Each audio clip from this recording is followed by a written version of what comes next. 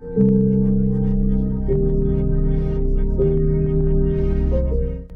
woman who learns to sit with herself in silence becomes the most unpredictable force in the room. Not because she intends to dominate, but because she no longer needs to. Silence in a noisy world is misunderstood. It is often mistaken for weakness. But there is a kind of silence that is not born of suppression, but of strength. The kind that doesn't beg to be understood, because it already understands itself. This silence is not the absence of words. It is the presence of awareness. It's the stillness that comes after you stop trying to explain your worth. It's the peace that enters when you no longer react to every shift in another person's mood. It is the clarity that rises when your emotions are no longer dictated by what someone did or didn't say. Most women are trained to over-express, to over-explain, to always give context to their boundaries, until they realize that silence itself is the boundary. When a woman turns inward, not out of fear, but out of choice, she activates a deeper form of respect. People feel it. They may not be able to name it, but they sense it. And when you begin focusing on yourself, not in selfishness, but in stillness, everything misplaced starts falling back into place. When a woman begins to truly focus on herself, something profound begins to shift. Not just inside her, but in the world around her. It is not merely about self-care routines or momentary retreats from others. It is a deeper awakening. A quiet decision to stop pouring energy into places that no longer give back, to reclaim attention from everything external and redirect it inward. That shift, though subtle at first, transforms everything. It begins with a question: where is my energy going? In a world that constantly demands a woman's attention, her nurturing, her care, her explanations, her compromise, it becomes easy to forget that energy is not limitless. Attention is currency, and the way you spend it determines the quality of your emotional life. The more you give away without intention, the less you have for yourself. But the moment a woman begins to observe rather than react, to choose herself rather than chase others, she starts to experience a different kind of power. A power that doesn't come from trying to control others, but from mastering her inner space. Neuroscience has long confirmed this truth. What you focus on grows. This is called the Hebbian principle. Neurons that fire together, wire together. When your mind is always busy trying to fix people, explain yourself, predict outcomes, or worry about how you're perceived, it strengthens patterns of anxiety and over-responsibility. But when you begin to bring your attention back to yourself, your breath, your thoughts, your values, your stillness, you start rewiring your brain for clarity, peace, and purpose. Take the story of Mina, a woman in her late 50s who had spent most of her adult life adjusting herself around others. As a mother, a wife, and later as a caretaker for aging parents, she learned to anticipate needs before they were spoken. But after her children moved out and her caregiving roles ended, she was left with silence. At first, it was terrifying. The noise of other people's needs had been her compass for so long that she didn't know how to navigate without it. But slowly, she began to ask, what do I feel when no one is watching? What do I want when I'm not needed? She started small. Morning walks without her phone, journaling without editing herself, saying no without guilt, and as her attention returned to herself, something powerful emerged. She no longer felt pulled in 20 directions. Her conversations became more intentional. She no longer responded to emotional manipulation with explanations, just calm silence. And to her surprise, people began to treat her differently, not because she demanded respect, but because she radiated it from within. Focusing on yourself is not abandonment of others. It is anchoring within yourself so you don't get lost in others. You begin to recognize your patterns, where you overextend, where you seek validation, where you betray your intuition to keep the peace. And each time you notice, you interrupt the automatic cycle. That moment of noticing is power. It's awareness becoming action. There is a sacred discipline in remembering yourself before you remember others. It requires asking before every yes, whether it's rooted in fear or integrity. It means pausing before reacting. To ask, is this worth my energy? Does this reflect who I am becoming? It's not easy, especially for women who've been conditioned to associate worth with service, silence with weakness, and boundaries with rejection. But in truth, the opposite is real. The woman who focuses on herself is not selfish. She is self-aware, and self-awareness is the foundation of every healthy relationship. Without it, we end up performing roles instead of being present. We absorb moods, mirror dysfunctions, and confuse emotional over-availability with love. But when we are centered within, we can discern between what belongs to us and what doesn't. We no longer take things personally. We stop rescuing people from lessons they are meant to learn. One of the most misunderstood aspects of this journey is the practice of silence. Not the silence of avoidance or passive aggression, but the silence of presence. A deliberate, grounded quiet that listens more than it speaks. That observes without rushing to intervene. That chooses stillness over unnecessary reaction. In this kind of silence, a woman becomes untouchable. Not because she's withdrawn, but because she's anchored. There is something deeply powerful about a woman who does not rush to fill the silence. In an argument, she does not need to be louder to be heard. In relationships, she does not over-explain to earn space. Her calm becomes her clarity, and her silence becomes her boundary. Silence offers something no amount of speaking can provide: perspective. From a physiological standpoint, silence engages the parasympathetic nervous system, responsible for rest, digestion, and deep insight.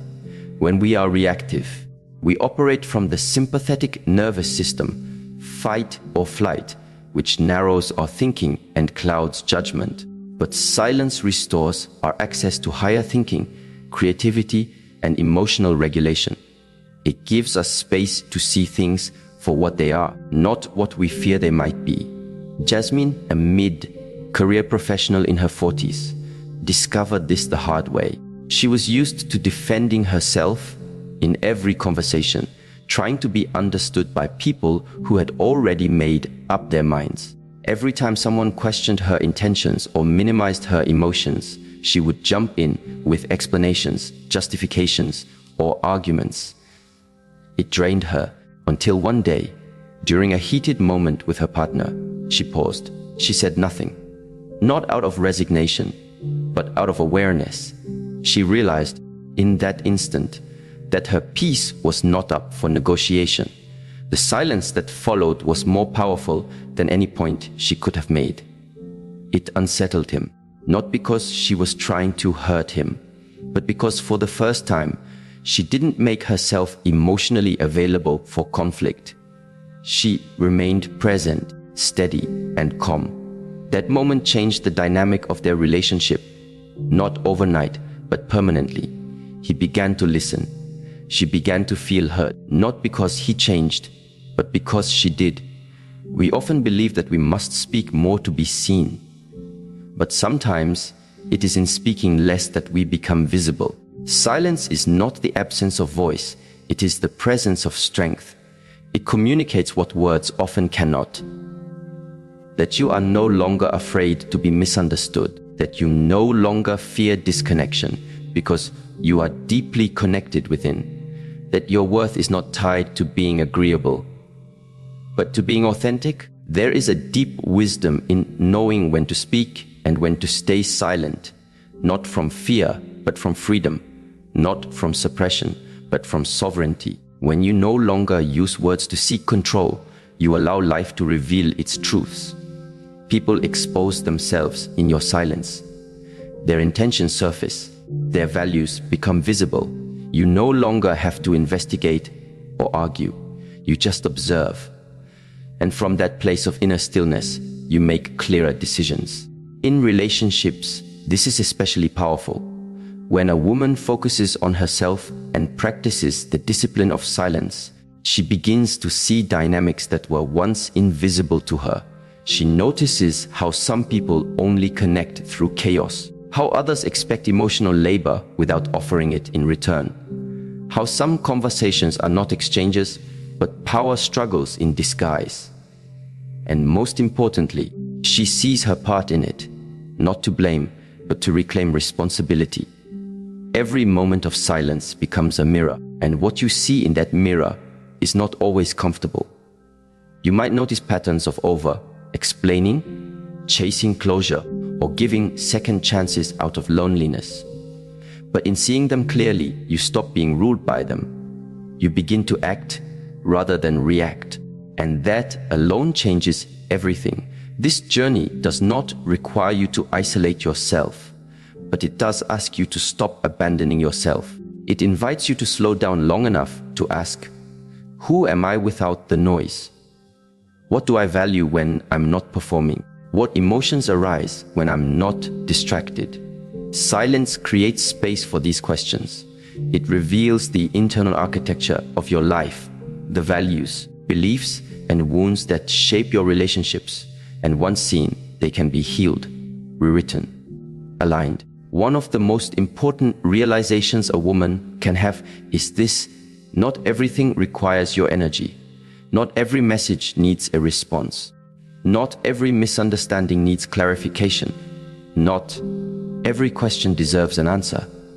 The moment you realize that your presence is enough, you begin to conserve your energy for what truly matters. This kind of self-focus is not a destination. It's a daily practice. A return, again and again, to the present moment, to the breath, to the truth that you don't have to chase what aligns with you. You attract it by being aligned. And so the silence continues, not as an escape from the world, but as a deeper way of engaging with it, with clarity, with discernment, with grace. A woman who focuses on herself and stays silent does not disappear. She becomes more visible than ever, not in noise, but in essence. And the world cannot help but rearrange around her. A woman who learns to master her emotions is not just in control. She is free, free from the chains of overreaction, free from the cycles of regret, and free from the grip of patterns that once dictated her responses. Emotional sovereignty is not about being unfeeling. It's about not being owned by every passing feeling. It's knowing that you can feel deeply and still respond wisely.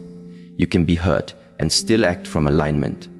You can feel love, grief, anger, confusion, and still remain grounded in your values.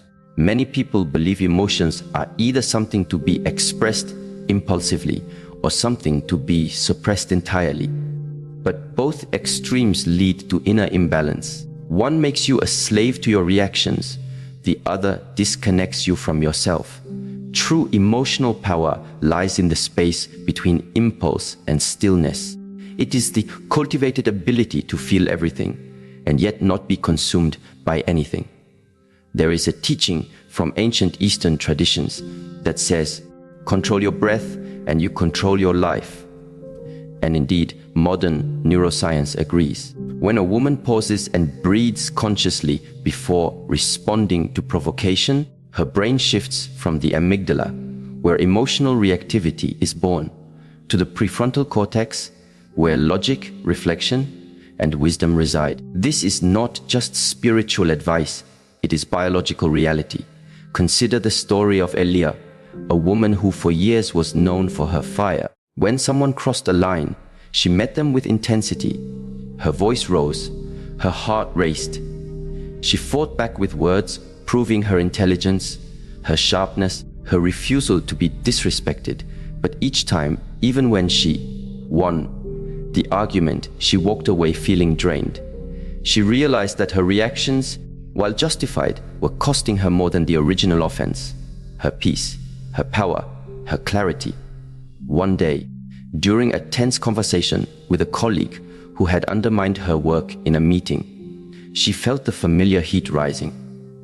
The urge to respond immediately, to defend, to correct, but something in her shifted. She inhaled slowly, and instead of reacting, she simply paused, looked at him, said nothing. That pause, just a few seconds, wasn't empty. It was full of restraint, full of grounded energy, full of quiet power. In that pause, she realized something. The need to prove yourself is often born from the fear of being unseen. But when you know your worth, you no longer perform it for others. You hold it quietly, and the world learns to feel it without being told. The pause gave her time to assess, was this worth her emotional investment? Did this person truly have the power to define her value? No, she answered him with calm, clear boundaries, not from fire, but from foundation. And the result, he backed down, not because she was aggressive, but because she was anchored. She had stepped into emotional sovereignty. To be emotionally sovereign means your inner state is no longer at the mercy of other people's moods, decisions, or expectations. You stop outsourcing your peace. You stop being available to every emotional tug of war. You don't become cold, you become clear. And this clarity protects you from the trap of reaction. Every time you react without reflection, you give your power away. You let someone else set the rhythm of your nervous system. But when you pause, when you breathe, when you choose instead of react, you reclaim authorship over your inner world. This is especially vital in intimate relationships, where emotional triggers are most deeply rooted. Partners often mirror each other's wounds. One's insecurity feeds the other's defensiveness. One's silence triggers the other's abandonment. One's need for control collides with the other's need for freedom. Without emotional sovereignty, these dynamics spiral into conflict, misunderstanding, and resentment. But with awareness, they become portals for growth. Sophia, a woman in her late 30s, once described how every argument with her partner would end in her crying, shouting, or walking away in anger. She felt unheard, invalidated, emotionally exhausted. But as she began a daily practice of breathwork and emotional journaling, something changed. The next time conflict arose, she noticed her body first. The tightening in her chest, the clenching of her jaw, the quickening of her breath. Instead of reacting, she said, "Give me a moment." She stepped away, not to retreat, but to return to herself. She sat, she breathed. She asked herself not just what she felt, but why she felt it. Was it about him, or something deeper? And then, when she returned, she spoke, not from the storm, but from the center of it. The conversation that followed was the first they'd had in months that didn't end in emotional chaos. It wasn't perfect, but it was present. Emotional sovereignty is not achieved by force. It is practiced through daily attention, through the habit of awareness, through the discipline of self-honesty. It is cultivated in quiet moments when no one is watching, where you choose to observe rather than indulge the narrative. You choose to breathe instead of blame, to inquire instead of accuse. And this kind of presence doesn't just benefit your relationships with others. It deepens your relationship with yourself. You begin to trust yourself more. You stop second guessing every decision. You no longer need to crowdsource your worth or use someone's love as proof of your value. You begin to carry yourself with a quiet assurance. One that says, I know who I am, I know what I feel, and I will no longer abandon myself for comfort or approval. This leads naturally into another kind of transformation, the power of embodied stillness. Not only does a woman's emotional mastery radiate through her words, or lack of them, but it speaks even more loudly through her presence, through how she moves, how she sits, how she breathes, how she listens, and most importantly, how she holds herself when no one else is holding her. The body is not just a vessel, it is a language. It tells others how to treat you before you speak. Posture, tone, eye contact. These are not just social cues. They are energetic signatures. They communicate whether you are grounded or scattered, open or guarded, calm or reactive. When a woman walks into a room with presence, she does not have to announce her strength. It is felt. It is not the presence that demands attention. It is the presence that holds attention. This doesn't come from performing confidence. It comes from cultivating inner alignment. Imagine Maya, a soft-spoken woman who was often overlooked at work meetings. Her ideas were good, but she presented them hesitantly, eyes down, voice low, shoulders slightly hunched. She didn't realize her body was communicating doubt, even when her words were clear. After attending a somatic awareness workshop, she began to practice a new habit each morning. Standing barefoot for 5 minutes, breathing deeply, rolling her shoulders back, grounding her feet into the earth. Over weeks, something shifted.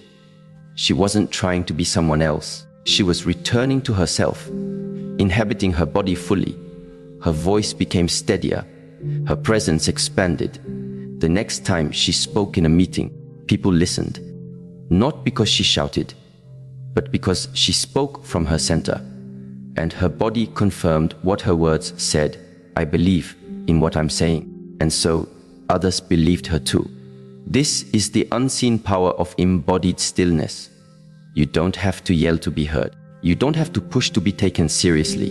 You have to be aligned internally and externally.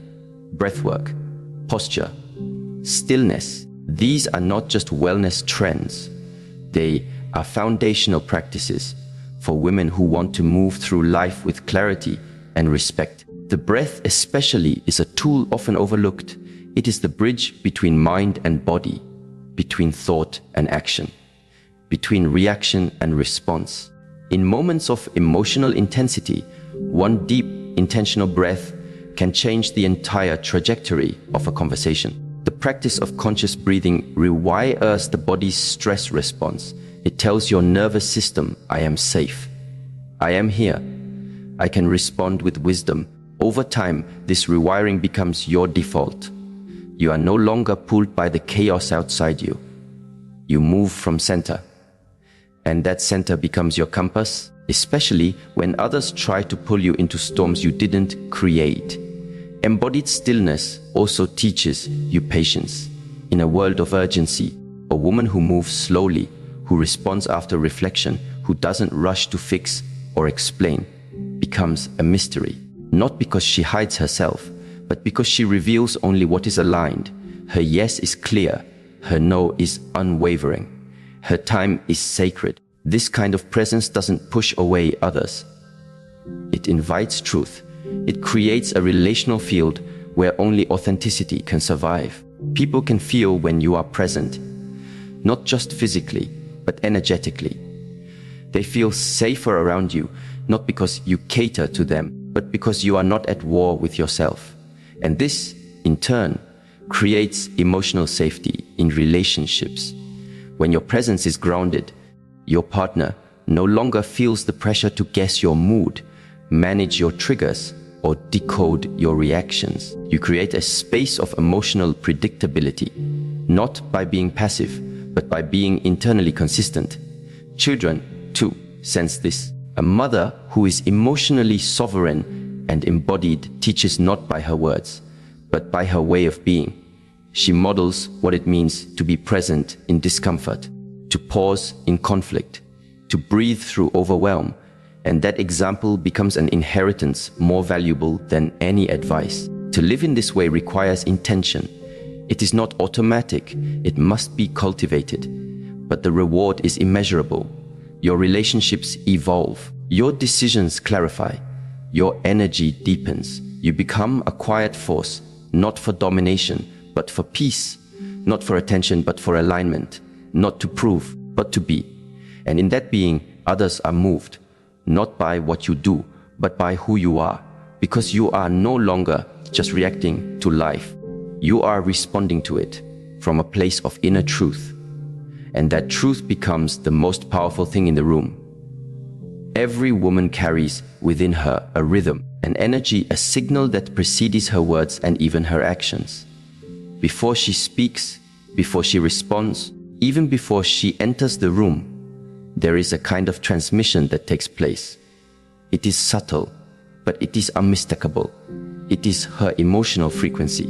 And the truth is, people don't just hear what you say, they feel who you are.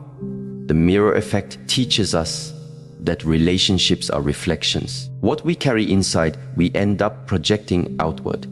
What we avoid internally often manifests externally in the people we attract or repel, in the conflicts we repeat, in the silence we endure, and even in the love we accept. When there is inner disorder, chaos seems to find us no matter how much we run from it. But when there is inner peace, things around us begin to quiet down. Not because the world changes, but because our relationship with it transforms. Imagine a woman who carries unresolved grief in her heart. She may look composed, even smile in public, but something in her frequency speaks of heaviness. Without realizing it, she attracts partners who are emotionally unavailable, mirroring back her own disconnect. Or think of a woman filled with self-doubt. She may speak words of affirmation, but her energy subtly communicates hesitation. And so she finds herself in dynamics where her boundaries are tested, her voice is overlooked, her confidence is questioned.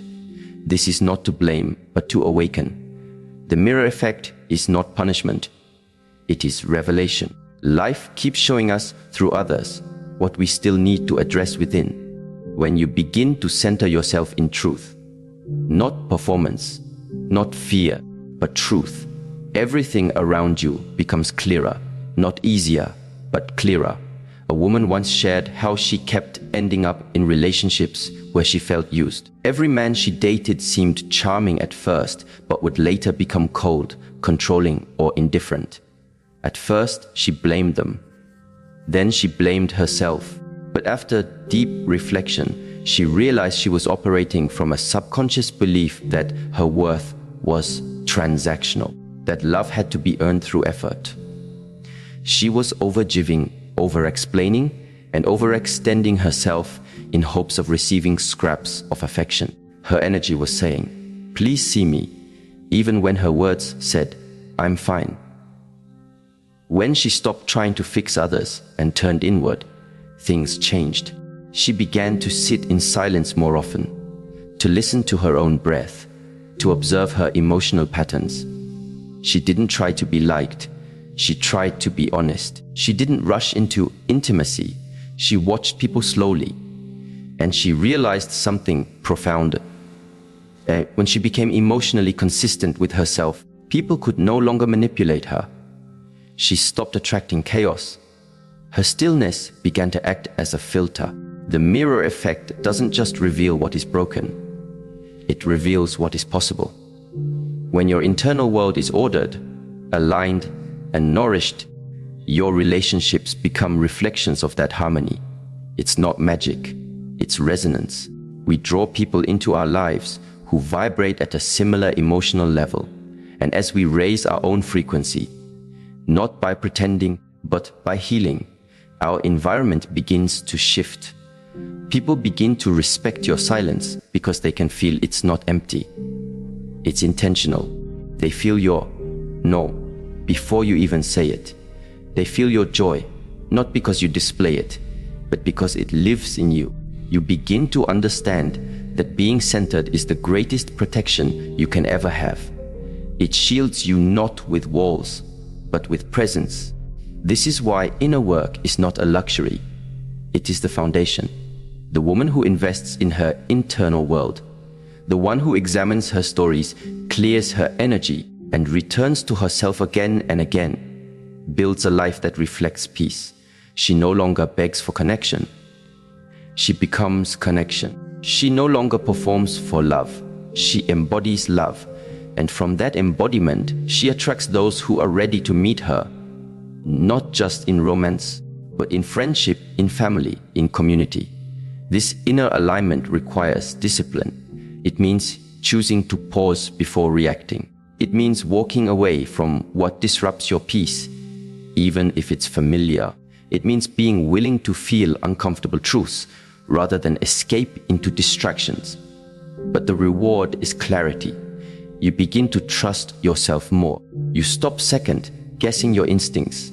You no longer tolerate energy that drains you because you're too aligned to pretend anymore. Even in solitude, you feel connected because you're no longer seeking from outside what you now generate from within.